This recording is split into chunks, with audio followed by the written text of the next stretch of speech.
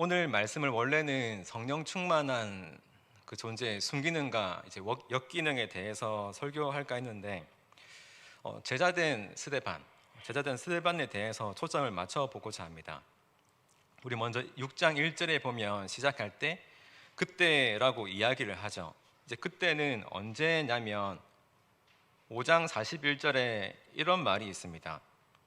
사도들은 그 이름을 위하여 능욕받는 일에 합당한 자로 여기심을 기뻐하며 공의 앞을 떠나니라. 그러니까 사도들이 자신들이 능욕받는 일에 대해서 기뻐했다라고 이야기를 하는 그때죠. 그러니까 내가 예수님 때문에 고난받고 능욕받고 어려워하고 이제 얻어맞고 이런 상황이 내가 정말 기쁘다라고 하는 것이 제자들이 더 많아지게 되는 계기가 됐다라고 이야기를 하죠. 즉 예수님 때문에 박해받는 것을 두려워하지 않았던, 그리고 세상의 권력에 흔들리지 않고 도리어 그 고난을 자랑스럽게 감당했던 그들을, 그런 모습 때문에 이제 교회가 부흥하기 시작했다라고 이야기를 합니다. 제자가 예수님의 증인들이 되었던 거죠. 그리고 42절에 그들이 날마다 성전에 있든지 집에 있든지 예수는 그리스도라고 가르치기와 전도하기를 그치지 아니하리라라고 이야기하는데, 그들은 사도들이죠. 사도들이 능욕 당하는 것을 전혀 부끄러워하지 않고 기뻐하면서 도리어 동시에 무엇을 했냐면 성전에 있든지 어디에 있든지 예수는 그리스도다라는 것을 고백하며 전도했다라고 이야기합니다. 여러분, 요즘에 전도하기 많이 힘들지만 작년까지만 해도 전도할 때 주된 컨텐츠가 뭐였냐면 우리 교회 자랑들을 이야기하죠. 우리 교회 뭐가 있고 어떤 일들이 있고 어떤 프로그램들이 있고 여러 가지 자랑할 만한 것들이 참 많이 있습니다. 그런데 여러분, 세상에 완전한 교회는 없죠. 있은 적도 없었을 뿐더러 교회를 자랑하면 때로는 그 자랑하는 것 때문에 교회를 떠나가는 일도 생기게 됩니다. 실망하는 부분이 생기게 되죠. 때로는 말씀 좋다고 말씀 한번 들어보라고 이제 새 진자를 데리고 오면 때로는 그 말씀과 삶이 너무나도 다른 그 설교자의 모습에 또 실족할 때도 있고, 이런 것들은 너무나도 사실 유한한 것들이잖아요. 도리어 오늘 말씀처럼, 지난주에 봤던 말씀처럼 예수님은 누구신가라는 것에 이제 초점을 맞춰야겠죠. 예수는 그리스도이고 예수는 구세주이시고 예수가 우리를 살리는 그 유일한 이름이라는 것에 대해서 가르칠 때라는 것입니다. 오늘 그 가르칠 때 제자가 더 많아졌다라고 이야기를 하고 있죠. 여러분, 제자라는 말을 가지고 좀 이야기를 하려고 합니다. 오늘날 예수님을 믿는, 예수님을 그리스도로 고백하는 사람들을 부르는 다양한 호칭들이 있잖아요. 그리고 이제 그리스도인, 기독교인, 크리스천 성도, 신자, 아니면 교회 다니는 사람, 이렇게 여러 호칭이 있는데 가장 일반적인 것은 이제 그리스도인이라고 이제 이야기할 수가 있죠. 오늘날에는 이 그리스도인이라는 말이 너무나도 익숙합니다. 그런데 초대 교회 시대에는 그리스도인이라는 말이 너무나도 생소할 뿐만 아니라 잘 쓰여지지 않았던 단어였어요. 왜냐하면 신약 성경 전체에서 이 그리스도인이라는 단어는 딱 3번밖에 나오지 않거든요. 사도행전 11장에 안디옥에서 처음 그리스도인이라는 말이 나왔고, 26장에 사도 바울이 재판 받을 때 아그리빠의 그 왕이 그리스도인이라고 이제 이야기를 했었고, 베드로 전서에서 이렇게 한 번씩 총 3번밖에 나오지 않습니다. 그렇기 때문에 우리가 성경을 쭉 보다 보면 가장 많이 쓰였던 단어, 이들을 부르는 예수님을 그리스도라고 고백하는 사람들을 지칭하는 가장 많이 쓰여지는 단어는 단연코 제자라고 이야기를 할 수 있죠. 우리가 성도라는 말도 많이 쓰여지고 있지만 사실 성도라는 말은 사도행전 9장에 이제 처음 등장하게 되거든요.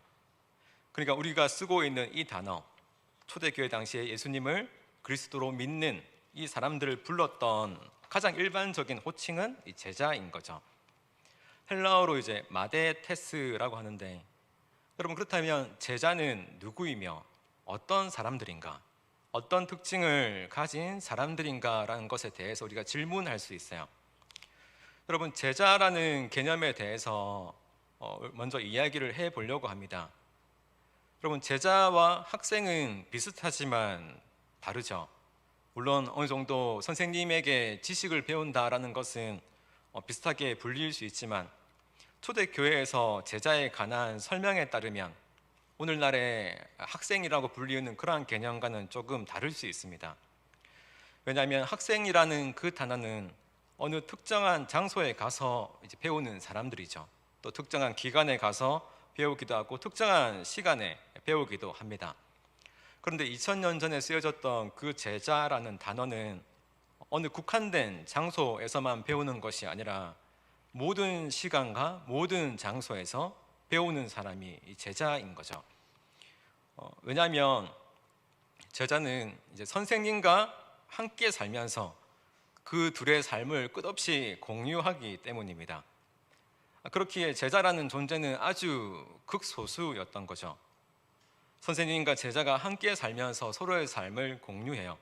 선생님의 삶을 직접 보고, 직접 듣고, 직접 배우고 따르는, 궁극적으로 그 선생님의 삶을 닮아가는 사람이 2000년 전의 제자의 가장 큰 특징이기 때문에 그렇습니다.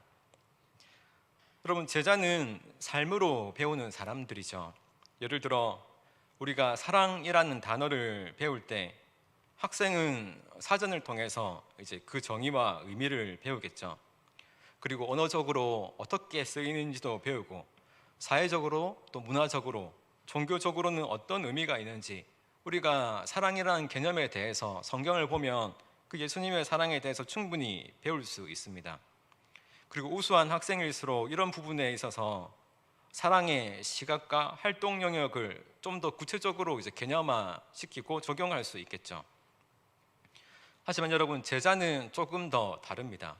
제자도 물론 이 사랑이라는 단어를 배워가겠지만 직접 선생님으로부터 그 사랑을 받음으로써 사랑을 배워가는 사람들이죠.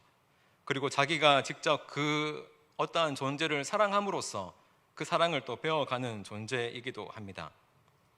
엄청난 실수를 저지른 어떠한 사람이, 어떠한 제자가 선생으로부터 용납받고 용서받고, 이것이 바로 진짜 용서이구나, 용납이구나 이렇게 알면서 삶으로 배워가는 사람들이 이제 제자라고 불릴 수 있는 거죠. 그렇기 때문에 제자의 가장 큰 특징은 선생님과 함께 살면서 그 삶을 공유하고 그 삶을 통해 이제 직접 배우는 사람, 닮아가는 사람이 제자라고 할 수가 있습니다. 두 번째로 이제 제자에 관한 특징은 어떤 특정한 부류의 그룹과는 다릅니다. 우리가 복음서를 보다 보면 예수님께서 이제 나오셨던 그 자리에는 언제나 많은 사람들이 모였었죠.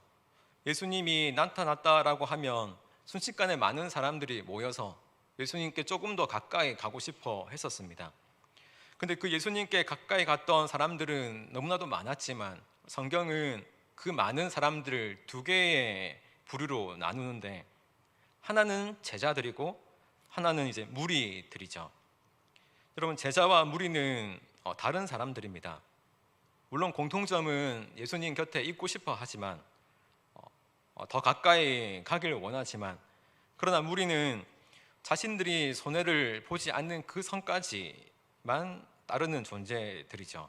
그래서 그분의 방향이 나의 생각이나 나의 욕망과 기대와 다르다면 언제든지 떠날 수 있는 존재들을 이제 무리라고 불렀습니다. 근데 여러분, 제자는 다르죠. 우리가 예수님의 말씀을 들으면 때로는 우리의 마음속에 많은 갈등이 생기지 않습니까?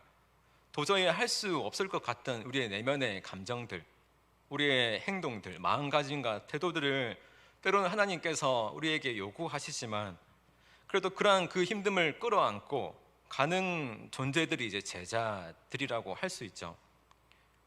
여러분, 제자는 예수 그리스도 그분께 그의 삶을 건 사람들입니다.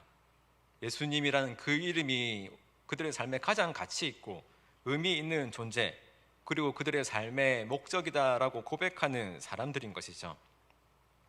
그래서 여러분 초대교회 때 예수님의 제자다라고 이제 제자로 살겠다라고 고백을 한다면 유대교회에서 이제 출교를 당하게 되는데, 그리고 순교를 당할 때도 이제 아무런 말을 할 수가 없었어요.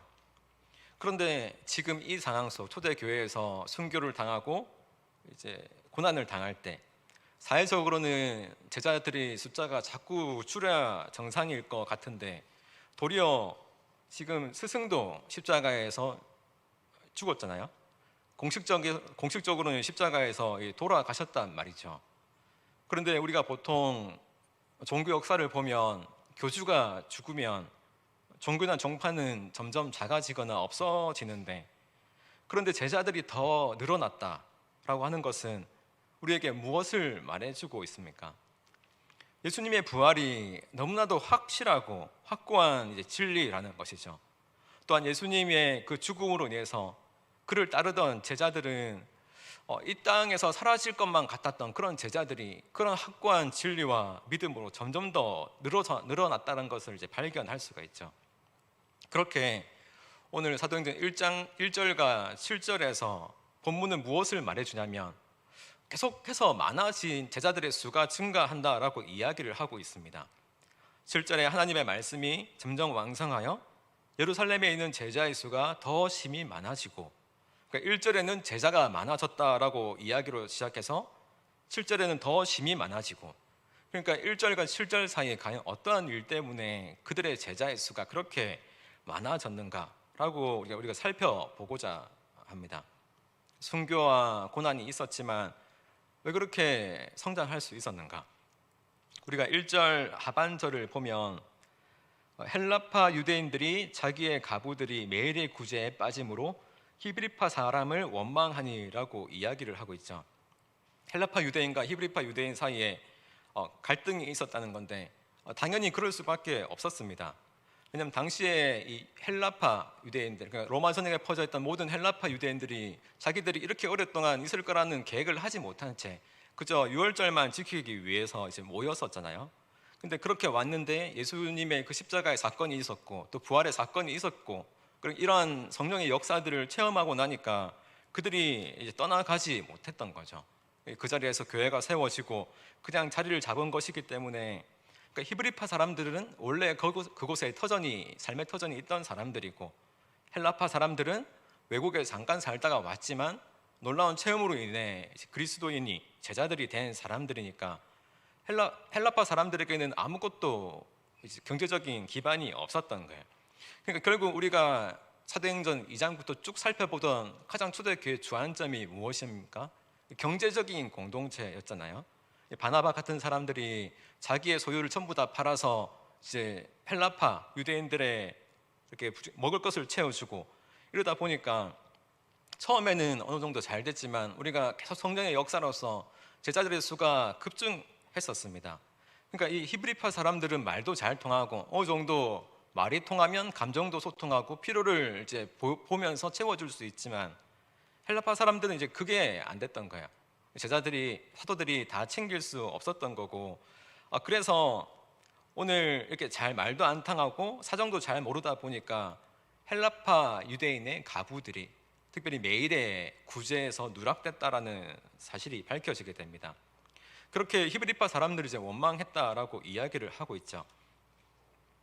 여러분, 이 원망했다라는 단어는 투덜댔다, 불평했다라고 이야기를 하는데, 공식적으로 어떤 의견을 제시한 것이 아니라 뒤에서 이제 수군수군 됐다라고 하는 뜻입니다. 그러니까 이런 수군거림이 처음에 이제 교회에 어려움을 가져오게 되는데, 물론 그럴 수 있죠. 서로 말이 안 통하고 사정도 잘 모르면 소외되는 사람은 당연히 있을 겁니다. 조금 더 관심이 가지는 쪽으로 더 이제 지원이 갈 수도 있겠죠. 그런데 일부러 그런 것이 아니겠지만 이런 문제는 어느 교회에서든 어느 장소에서든 생길 수 있는 문제고, 이것이 초대 교회에서도 생겼다는 거죠. 근데 중요한 것은 이런 문제를 어떻게 해결하느냐입니다.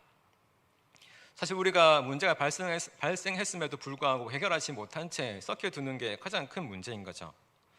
이전에 보면 이러한 문제 가운데 모든 제자를 불러 이르되 라고 이야기를 하고 있는데, 몇몇 지휘관급 사도만 모여서 해결한 것이 아니라 이 모두가 모였다라고 이야기를 하고 있습니다. 모든 사도가 모든 제자를 불러서 뭐라고 하냐면 우리가 하나님의 말씀을 제쳐놓고 접대를 일삼는 것이 마땅하지 아니하니.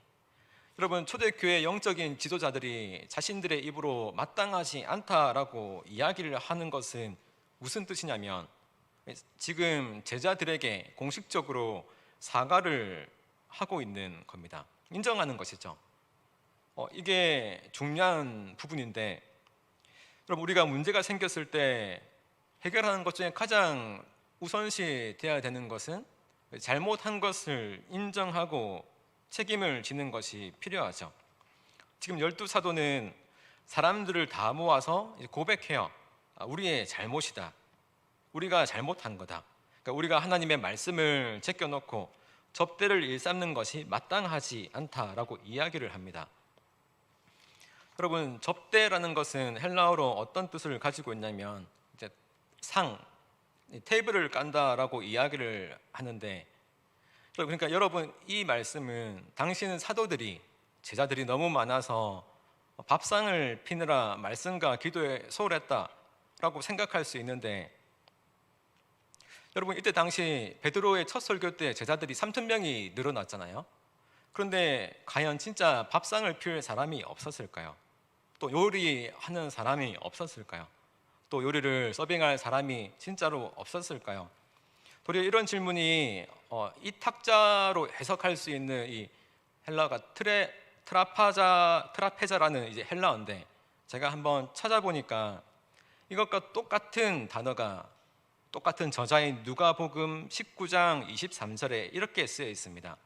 누가복음 19장에 이제 열무나 비유에 관한 건데, 이제 주인이 여행 갔다 오면서 종들에게 열무나 5무나 1무나를 맡기죠. 갔다 올 때까지 잘 굴려봐라, 이런 내용인데, 그때 1무나를 그냥 땅 속에 숨겨놨던 사람에게 이제 혼을 내면서 왜 은행에 이 돈을 왜 은행에 맡기지 않았느냐라고 이제 혼을 내는 장면이 있는데, 이 은행이란 단어가 트라페자라는 단어를 쓰는 것을 보게 되더라고요. 그러니까 아마도 사도들은 상을 핀다고 못 챙겼다기보다 우리가 살펴본 당시 이제 수많은 사람들이 기부를 했잖아요. 바나바를 비롯한 수많은 사람들이 자신의 땅을 팔아 사도들의 발 앞에 두니라라는 말씀이 4장 37절에 있지 않습니까? 그러니까 사도들이 행정과 금전을, 재정적인 부분을 자꾸 관리했다라고 이야기를 할 수 있죠. 은행의 업무를 보다 보니까 그러니까 구멍이 생기게 되고, 이제 우리가 이런 재정적인 업무를 보는 것이 아니라 사실 원래대로 말씀과 기도에 집중해야 되겠다 생각하고 이것을 놓쳐서 미안하다 이제 이야기하는 거야. 여러분, 우리가 사실 미안하다라는 말을 잘 못하잖아요. 이 말을 하면 내가 진짜 잘못한 것 같고, 물론 잘못했으니까 내가 잘못했지만 뭐라 이렇게 이야기하는 것에 집중하는 것이 아니라 진심으로 미안함을 사실 이야기하고 개선해 가는 것이 필요한데, 내 잘못입니다, 내가 정말 미안합니다 라고 하는 고백을 사실은 잘 못합니다. 사실 이런 말을 할 때 우리 사이에 있는 문제들이 다 해결돼 가는 건데, 그렇게 저는 항상 여러분들한테 미안하다는 마음을 가지고 있어요. 이렇게 어떻게 해결하냐면 3절에 형제들아라는 말로 시작합니다. 지금 자신의 문제를 지적하는 사람들에게 도리어 형제들아라고 이야기하며 너희 가운데 성령과 지혜가 충만하여 칭찬받는 사람 7을 택하라. 여러분, 자신의 문제를 지적하는 사람들에게 형제들아라고 이야기를 하며 이제 우리가 맡고 있는 일을 너희에게 일임하겠다, 너희에게 맡기겠다. 이제 우리가 하고 있는 이 일을 우리가 독점하는 것이 아니라 우리가 맡길 이 일을 서로가 나누며, 특별히 사람을 뽑겠는데 성령과 지혜가 충만한 사람을 이제 선출하게 되는 거죠. 조건이 있죠. 성령과 지혜가 충만한 사람. 또 뭐가 중요하냐면 칭찬받는 사람이라는 것이 사실 중요합니다. 이제 칭찬받는 사람이라는 사람의 이제 헬라어가 마르티레오라고 하는데, 이 마르티레오는 마르티스라는 단어에서 파생됐고, 마르티스는 증인이라는 뜻입니다. 그러니까 칭찬받는 사람이라는 말은 증인이 되기에 합당한 사람. 그러니까 증인이 어떤 것에 대한 증인이냐면 예수 그리스도의 이름의 능력을 경험한 사람이 바로 증인인 거죠. 그것이 바로 증거인 거고. 근데 비슷한 말로 마르투스라는 말이 있는데, 마르투스는 이제 순교자입니다. 그러니까 이게 중요하죠. 증거가 증인을 만들고 증인은 순교의 길을 가질 만한 그러한 무게의 증거를 소유하고 있다는 것. 그러니까 증인이 자기가 받은 증거를 끊임없이 주장하면 그 증거에 대한 책임을 지잖아요.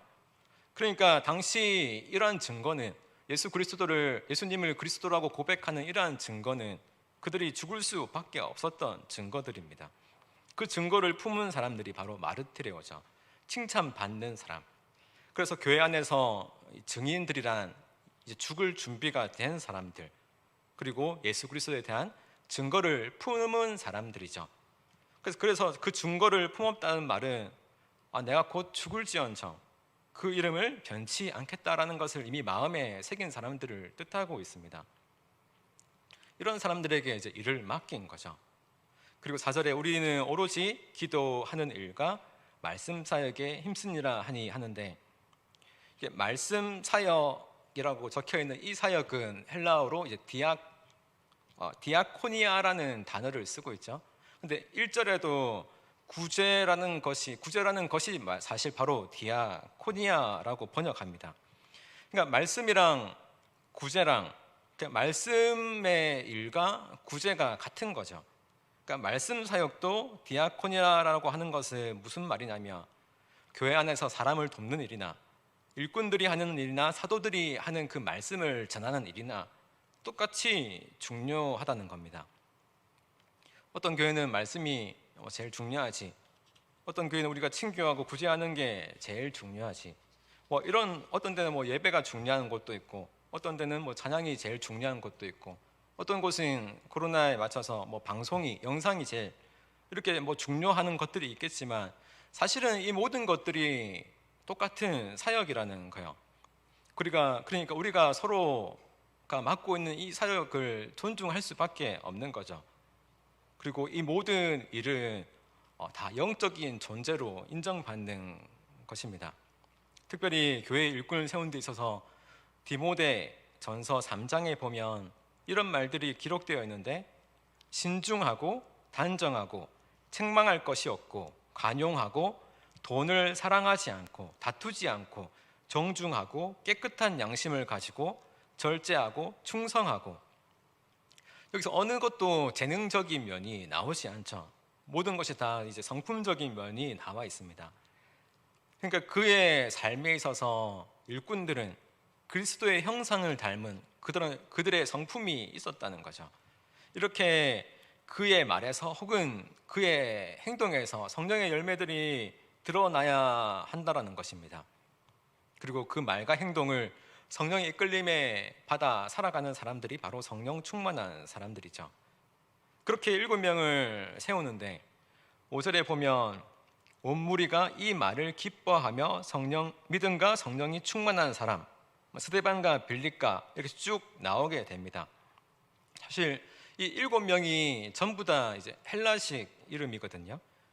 사도가 헬라인 사이에서 일어난 문제를 해결하기 위해서 그들과 가장 잘 소통할 수 있고 공감할 수 있는 이제 헬라파 유대인들을 세운 거죠.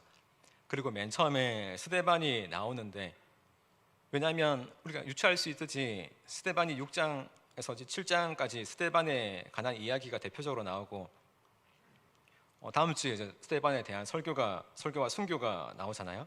그러니까 증거가 있는 사람, 칭찬받는 사람으로서 가장 먼저 마르투스 증인으로서 순교자가 되는 사람이 스데반이죠.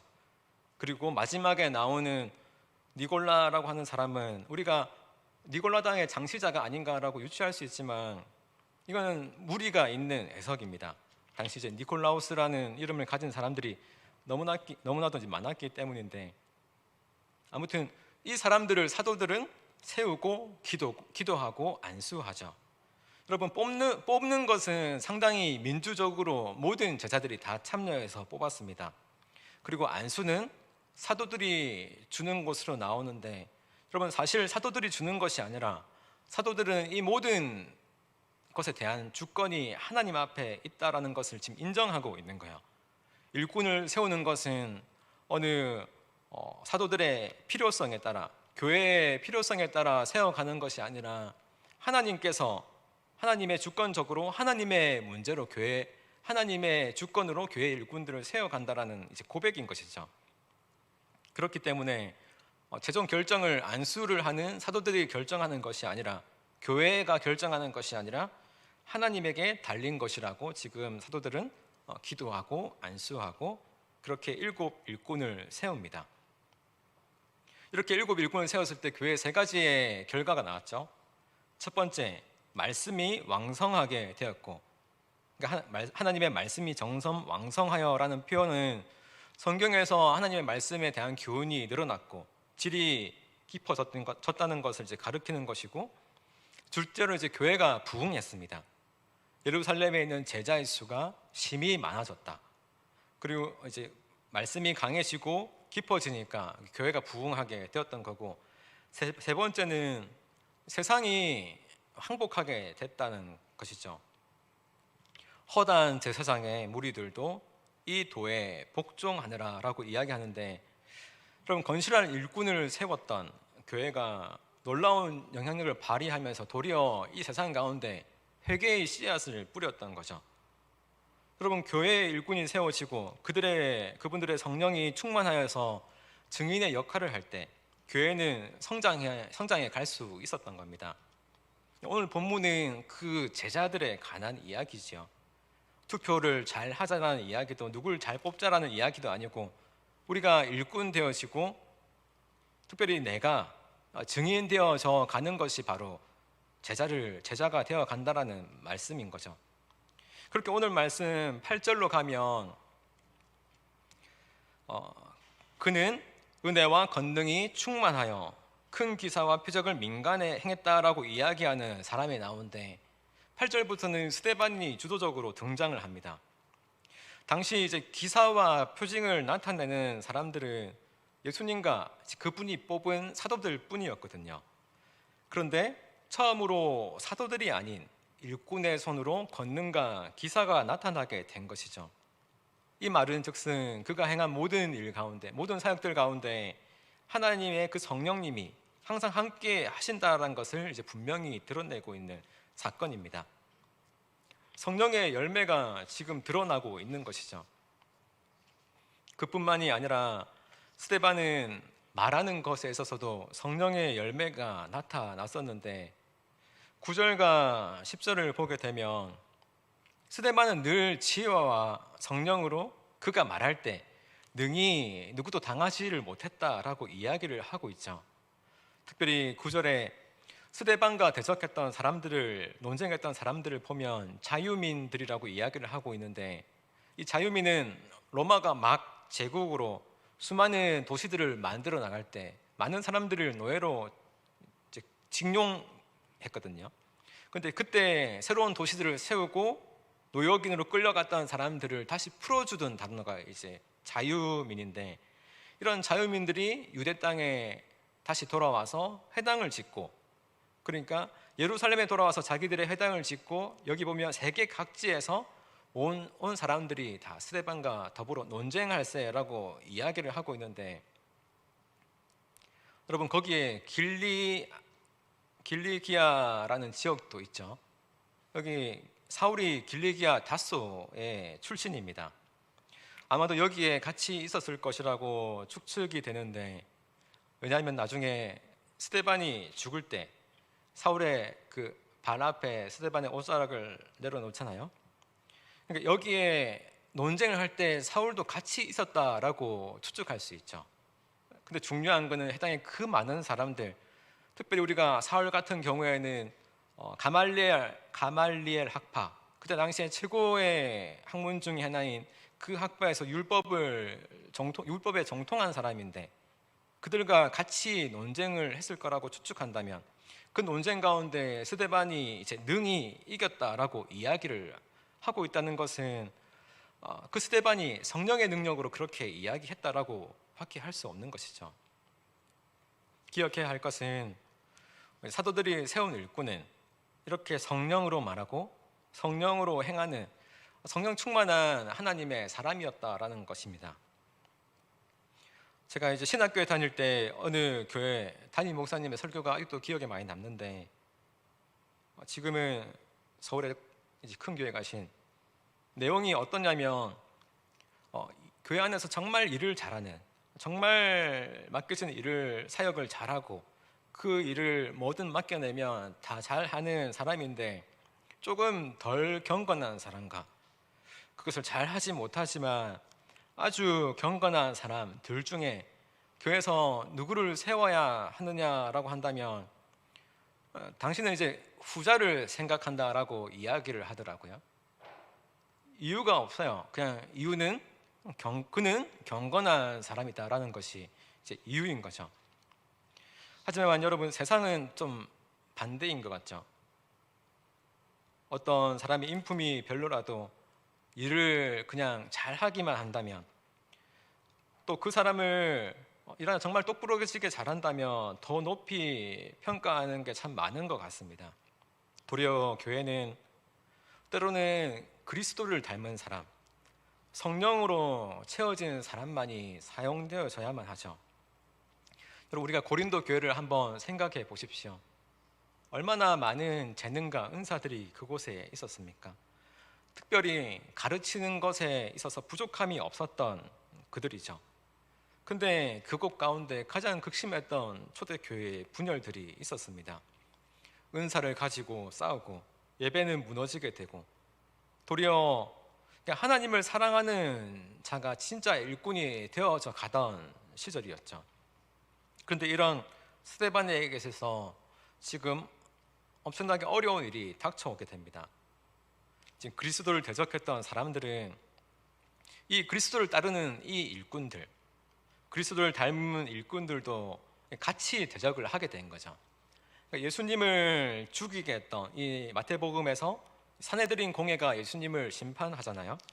근데 예수님을 이렇게 이야기했었죠. 예수님에게 네가 정말로 4일 만에 성전을 다시 쌓는다라고 했다면서, 이렇게 이야기하면서 예수님을 공격한 거죠. 그러니까 성전에 대한 모독, 그러니까 그런 말을 교묘하게 꼬아서 수많은 거짓된 증인들을 데리고 왔습니다. 물론 매수된 사람들이죠. 그렇게 했던 모습 그대로 이제 스데반에게 행동하는 거죠. 스데반을 세워두고 사람을 돈으로 매수하고 돈을 주고 거짓된 증거를 계속 이야기하면서 스데반을 앞에 두고 이 사람이 이러한 말을 했습니다, 저러한 말을 했습니다 하고 이제 거짓 증거를 하게 했었어요. 오늘 13절에 거룩한 곳과 율법의 이제 이 두 가지를 가지고 계속 산헤드린 공회는 책을 잡는데, 여러분, 거룩한 곳은 이제 성전을 이야기하는 것이고, 또 율법은 이제 그들이 거룩하게 여기는 경전, 즉 이제 모세의 율법을 말하고 있습니다. 이 두 가지를 가지고 이 두 가지를 모독했다라고 이야기하면서 계속 이제 물고 늘어지는 거예요. 그러니까 이 두 가지를 건드리면 산헤드린 공회는 이 두 가지를 건드린 사람을 때려서 죽여도 될 만큼 체벌할 수 있는 근거가 되기 때문이죠. 죽이지는 못하고, 죽일 수 있는 건 오로지 이제 하나님을 모독했을 때 이제 죽이는 거고, 이걸 죽일 만큼 이제 책 잡을 수 있었던 거예요. 근데 아마도 스데반은 예수님이 말씀하셨던 그대로를 말씀하셨던 것 같습니다. 그분이 3일 만에 부활함으로써 우리가 3일 만에 부활함으로써 우리는 성전을 통해서 하나님께로 가는 것이 아니라 3일 만에 부활하신 그 예수님을 통해서 하나님께로 나아가는 것, 우린 그리스도를 통해서 하나님께 나아가는 것이다 라고 고백했던 것 같아요. 그리고 이런 말씀을 전했을 겁니다. 왜냐하면 7장에 나오거든요. 그리고 율법을 지킴으로써 우리가 하나님으로부터 의로움을 받는다라는 것이 아니라 율법을 이루신 그리스도를 통해서 우리가 하나님에게로 갑니다. 이러한 복음을 전했을 거예요. 근데 돈을 받고 매수된 그 사람들이 증언한 것은 이 스데반이 예수가 말했던 것처럼 정말로 성전을 고치겠다고, 율법을 고치겠다고 이렇게 말을 했다. 이런 식으로 이제 거짓말을 한 거죠. 그렇게 율법 훼손으로 이제 공격을 하게 되는데, 이 공격 내용은 다음 주에 나옵니다. 근데 이 스데반이 우리 뭐 다 알고 있죠. 스데반이 다음 장에 죽거든요. 근데 스데반이 죽음을 앞두고 7장에서 굉장히 긴 설교문을 가지고, 엄청나게 놀라운 설교문을 가지고, 이 설교문은 특별히 예수님의 산상수훈과 더불어 아주 헬라적으로도 뛰어난 설교문이라고 평가받는데, 이 설교문은 성령으로 충만한 모습으로 그들 앞에 섰던 스데반을 보여주고 있습니다. 그리고 15절에 이야기를 하죠. 공회 중에 앉은 사람들이 다 스데반을 주목하여 보니 그 얼굴이 천사의 얼굴과 같더라. 여러분, 하나님은 그 순간에 스데반의 얼굴에 광채를 비추게 됩니다. 그러니까 천사의 얼굴을 가지고 하나님의 성령 충만한 모습으로 담대하게 스데반을 통하여서 그들 앞에 선포하는 거죠. 스데반이 그의 삶 가운데 증인의 모습으로 정말로 충실했을 때, 하나님은 증인의 모습에 충실한 그 스데반에게 충실하게 임하고 계신 거죠. 여러분, 누가는 이 모습을 천사의 얼굴이다라고 이야기를 하고 있습니다. 그럼 우리가 느낌적으로 조금 좋은 일이 생긴 것 같은 사람, 행복한 일이 생긴 것 같은 사람을 정말 얼굴이 밝아 보이고, 정말로 이제 뭐 천사같이 예쁜 사람을 통해 뭐 이렇게 이야기를 할 수 있다라고 생각되지만, 여러분, 누가는 진실되게 이곳에서 그 천사의 얼굴을 봤던 거예요. 여러분, 적어도 이들이 보고 있었던 그 얼굴은 천사의 얼굴이었습니다. 여러분, 이러한 상황을 한번 상상해 보세요. 산헤드린 공회가 하나님의 성전이 자기의 것이고 모세의 율법이 자기들 것이라고 주장하는 그들 앞에 도리어 하나님은 하나님의 영이 함께하는 얼굴을 스데반에게 비춘 것이고, 모세가 율법을 받았을 때 성경은 그 빛난 얼굴이라고 이야기를 하잖아요. 그 빛난 얼굴이 그들이 가지고 있었던 모세의 율법을 가지고 있었던 산헤드린 공회에 있는 것이 아니라 도리어 스데반에게 비추게 하심으로 지금 하나님이 어디에 함께 하고 있느냐라는 것을 확실하게 보여주고 있는 것이죠. 여러분, 이 장면의 구도를 한번 상상해 보세요. 초대교회 일꾼 한 명과 하늘의 권세를 가지고 있다라고 주장하는 산헤드린 공회의 이러한 대결적 구도가 아니라 거짓된 권세로 세워진 성전과 하나님의 성령으로 세워진 존재의 그 대결인 거죠. 여러분, 성전에 하나님이 있습니까? 여러분, 교회에 하나님이 있습니까? 재능에 하나님이 있나요? 여러분, 하나님은 어디에 있습니까? 여러분, 하나님은 오늘 말씀에 성령 충만한 그 일꾼들 가운데 있다라고 이야기를 하십니다. 여러분, 하나님은 말씀하셨어요. 그분의 이름과 그분의 마음과 그분의 눈길을 두는 그곳에 내가 있겠다라고 열왕기상 9장에 말씀하셨습니다. 여러분, 스데반은 이제 그런 사람이었고, 스데반은 그의 모든 시선에, 그의 모든 마음에, 그의 모든 눈길에 그렇게 하나님의 일꾼으로 살아왔던 거예요. 그가 신실한 일꾼으로 살아왔던 그 모든 순간에 그가 진짜 하나님의 거룩한 교회였던 것이죠. 여러분, 우리는 사도행전을 가지고 교회란 무엇인가라는 질문으로 이 사도행전을 시작했지만, 결국 이 질문의 끝은 이내 교회란 누구인가라는 질문을 하게끔 하고, 이 질문이 결국 내 안에 예수 그리스도를 모시고 살아가는 우리들이 곧 교회다라고 답하는 것을 발견하게 될 것입니다. 여러분, 스데반의 삶이 결국 세상적으로는 아름답게 끝났다라고 말할 수는 없습니다. 그러나 그의 이 땅에서의 마지막 순간은 정말 영적인 시선으로 보게 된다면 너무나도 아름다웠던 천사의 얼굴이다라고, 천사의 모습이다라고 고백할 수 있는 것이죠. 여러분, 제자의 삶, 그리스도의 삶이 그런 것이라고 고백됩니다. 우리가 세상의 기준으로 성공이라고 이야기할 때 그렇게 성공한 인생이라고 말할 수는 없겠지만, 스데반은 적어도 우리들에게 제자의 삶이 무엇인지 오늘 제시하고 있습니다. 현실에 흔들리지 않는 믿음, 하나님의 기준으로 이 땅 가운데 도리어 죽음으로 생명을 낳게 하는 그 기적을 보여주는, 또한 희생으로 부활을 꿈꾸게 하는 그런 아름다운 모습을 우리에게 꿈꾸게 하죠.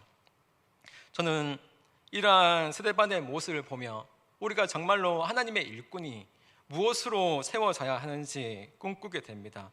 그리고 우리 가운데 교회란 무엇인가라는 질문을 내려두고, 누가 교회인가라는 그 질문을 가지고 누가 하나님의 일꾼인지, 누가 증인이고 누가 제자인지라는 그런 질문을 해가며 나아가는 우리가 되었으면 좋겠습니다.